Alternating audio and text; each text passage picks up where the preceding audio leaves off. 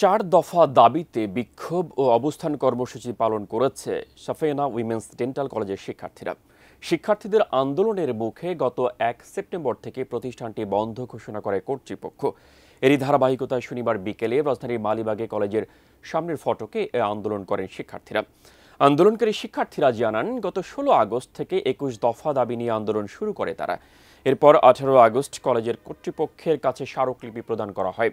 পরে ২৫ আগস্ট শিক্ষার্থীদের দাবি মেনে নেওয়ার আশ্বাস দেওয়া হলেও কোনো দাবি মানেননি কর্তৃপক্ষ।